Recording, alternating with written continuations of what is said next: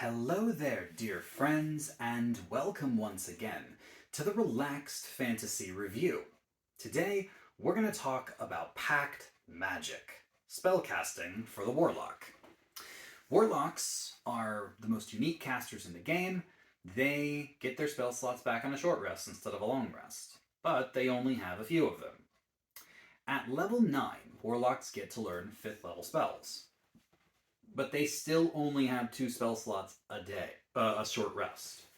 So, if they want to cast a first level spell, they have to use one of those spell slots. If they want to cast a 3rd level spell, they have to use one of those spell slots. And if they want to cast one of these powerful 5th level spells, they have to use one of their spell slots.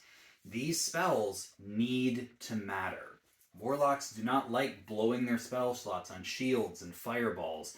These spells need to actually do quite a bit for a Warlock to want to use their very precious magic. So, I've created a top 5 list of spells I recommend all Warlocks consider. Starting with number 5, Dance Macabre. This right here is the Thriller Dance. If you don't do the Thriller Dance when you do this, I'm going to be disappointed in you. Basically, you designate 5 corpses near you, and you cast the spell, and the corpses rise up as zombies or skeletons. And then you control them for the next hour. You concentrate on the spell, and you now have undead thralls. They will follow your commands, pretty much whatever you ask them to do. And after the hour's up, they just go back to being unanimated again. You can upcast this, in theory, to target more creatures, but Warlocks can't do that because they only get 5th level slots. Their higher level spells are something different. But I digress. Having a summoning spell that summons a bunch of undead creatures, it doesn't summon them. You have to have the corpses handy, but if you've got a bunch of corpses handy, this is a great way to get some meat shields and bodies on the board to really, really help out. So yeah, I'll say that this is worth using your magic for. Now, number 4 on the list is Contact Other Plane. This is a fun one because Contact Other Plane gives you the power to ask an unknown entity. It could be an eldritch god or the spirit of a long-gone sage or some creature that is, far beyond the reaches of the material plane. When you contact them, you have to make an intelligence saving throw. If you fail it, you take damage and you're insane for an entire day. Insane meaning you can't understand people, you talk in gibberish, you can't read or write, you're basically useless for the day. So this is definitely a downtime spell to cast. But if you succeed the save, you get to ask this creature a bunch of questions. They can answer with single word answers. Yes, no, maybe, irrelevant, unknown, whatever. But it is assumed they know a lot if they can be contacted using this spell. They won't know everything, but this is up to the DM to decide. And it's definitely a spell that if I was a DM and my character took a risk with their sanity casting this, I'd make sure that the creature, if they didn't know the exact answer, that they at least were able to provide some solid information. It's a great spell for getting answers if you're willing to go a little nuts for it. Now, number 3 on this list is Teleportation Circle. Unlike the spell Teleport, this cannot take you anywhere. But what it can do, Teleportation Circle, you spend a minute casting it and you use 50 gold pieces worth of magical substances which are consumed by the spell, and you draw a circle with a bunch of sigils. Now you can cast the spell anywhere. You do not have to use a pre-existing teleportation circle as your point of origin, but you have to target known teleportation circles elsewhere in the world. Most major mage halls or guilds or places that are significant and magical will have teleportation circles built in. Many major cities will have them too. When you learn the spell, you will gain a couple. The DM decides where you can go. And all you have to do is study a pre-existing teleportation circle for 1 minute to commit its sigil to memory. So as long as you've been to a teleportation circle, you can return there with this spell. You can also bring a bunch of creatures with you because the circle stays open for a whole round. So once it happens, everyone jumps in and you're teleported away from anywhere to a circle.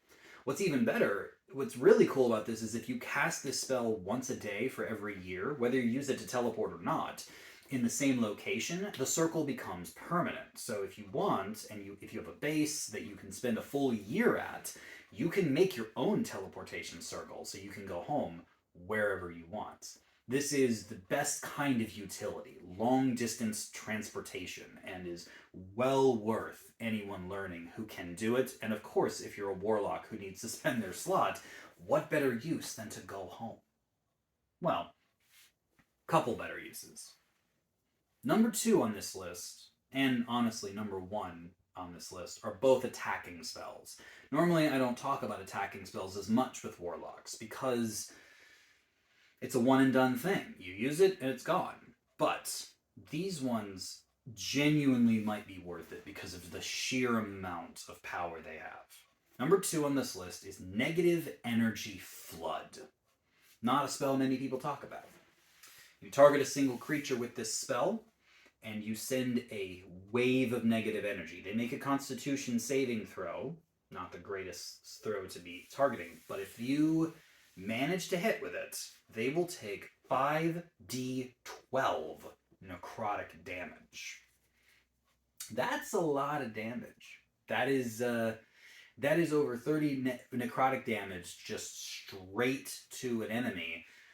And if they die from this damage, they just immediately turn into a zombie. So this is your best single target damage spell at this level. And yeah, you could just shoot someone with Eldritch Blast, but does that turn them into a zombie?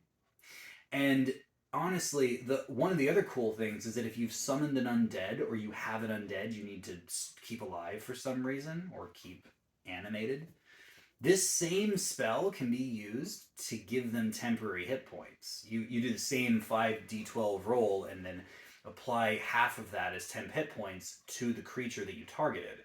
So if you really wanted to, you could use one of your spell slots to kill someone with this, and then the other one to empower that zombie. It's not the strongest attack in the world, but it does a lot of damage for its level, and is pretty potent when it comes to the necromancy energy. Number 1, though, not a controversial pick. It is the best AoE at this level, and it is Synaptic Static. This fits the Warlock so perfectly. You cast in a fireball-sized area, 20-foot radius. Creatures make an intelligence save, very, very strong save to target. And if they fail, they take 8d6 psychic damage. This is just a straight-up assault on the mind. And if they fail to save, they also get mind muddled, which means they have a minus d6 with their attacks, ability checks, and concentration checks for the next minute. They can keep trying to shake it off by making intelligence checks, but those are rough ones to succeed on. Yes, I understand that a warlock can only cast this twice per short rest. I get that. But how many times do you think they need to?